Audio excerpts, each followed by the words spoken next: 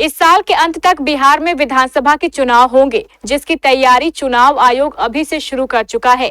जो जानकारी निकलकर सामने आ रही है, उसके मुताबिक होने वाले बिहार के विधानसभा चुनाव में चुनाव आयोग इस बार स्पेशल ईवीएम का इस्तेमाल करेगा। आखिर इस स्पेशल ईवीएम में क्या खासियत है, इस खबर से जुड़ी पूरी जानकारी देखिए इस खास रिपोर्ट में।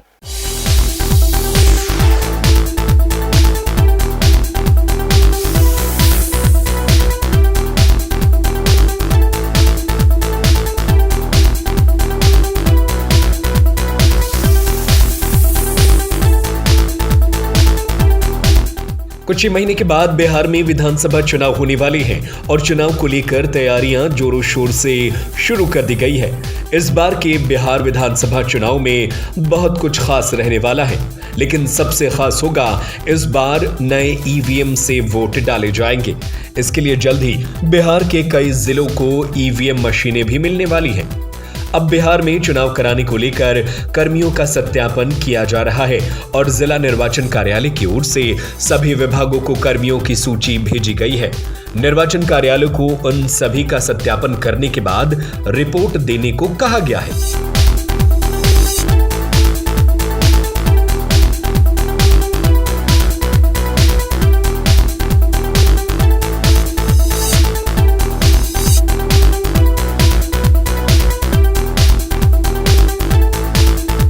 M3 ईवीएम अत्याधुनिक तकनीक से लैस ईवीएम है और बिहार चुनाव के मद्देनजर 21 मई तक इसके मिलने की संभावना है।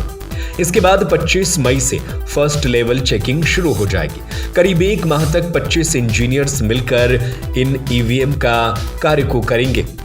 इस ईवीएम की विशेषता आपको बता देते हैं। दरअसल इस ईवीएम की विशेषता जानकर भी आप खुश हो जाएंगे और वो ये है कि अगर इससे कोई छेड़छाड़ करेगा या इसका एक भी स्क्रू खोला तो यह निष्क्रिय हो जाएगा।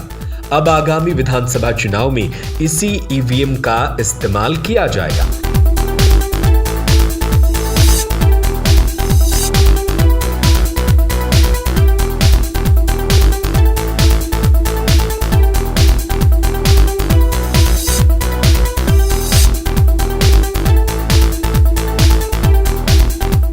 निर्वाचन कार्यालय की ओर से रिपोर्ट मिलने के बाद चुनाव के दौरान ही चुनाव कर्मियों की ड्यूटी लगाई जा सकेगी। जिला निर्वाचन कार्यालय की ओर से यह भी पूछा गया कि ऐसे कर्मी जो चुनाव कार्य में हिस्सा लेंगे वो अभी कहां पदस्थापित हैं, क्या वे कार्य कर रहे हैं अथवा रिटायर हो चुके हैं। इसके साथ ही यह भी पूछा गया कि उन्हें स्वास्थ्य संबंधी किसी प्रकार की परेशानी तो नहीं है। इस तरह के कर्मियों के संबंध में कई तरह की रिपोर्ट भी चुनाव आयोग हासिल कर रहा है। इस तरह से चुनाव की तैयारियां शुरू हो गई है, यानी बिहार विधानसभा के इस बार के चुनाव में नए ईवीएम M3 का इस्तेमाल किया जाएगा। अगर कोई इसका स्क्रू खोलने की कोशिश करेगा तो ये ईवीएम खुद ब खुद निष्क्रिय हो जाएगा, खत्म हो जाएगा। इस खबर को लेकर आपकी क्या राय है, हमें अपनी राय नीचे कमेंट बॉक्स में जरूर बताएं।